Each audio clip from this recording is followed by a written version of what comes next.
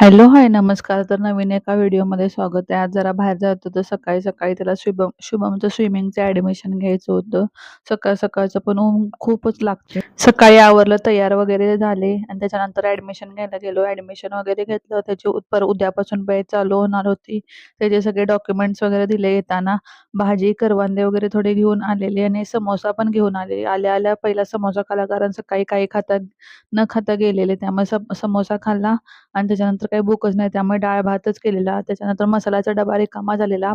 तो स्वच्छ धुवून ठेवलेला. वाळल्यानंतर त्याच्यामध्ये मसाले भरून ठेवले. मसाले भरलेले असले की आपल्याला फोडणीच्या वेळेला पटकन ते सापडतात. त्याच्यानंतर उन्हाळा सुरू झालाय, त्यामुळे रानमेवा यायला चालू झालं. मस्त अशी करवंदे होती, छान-छान. खरं खूप महाग होती, तरी पण घेतली. खूप छान होती, गोड होती. करवंद वगैरे खाल्ली. त्याच्यानंतर दुपारी थोडी रेस्ट केली.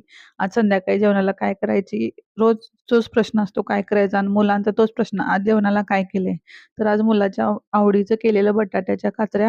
ह्या पटकन होतात आणि खूप छान लागतात.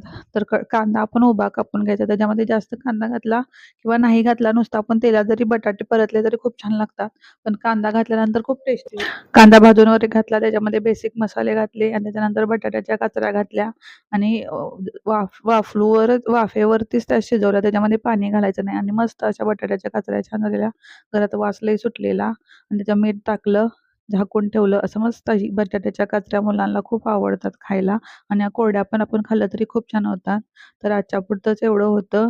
उद्या नवीन रेसिपीवर नवीन ब्लॉगबरोबर भेटूया. धन्यवाद.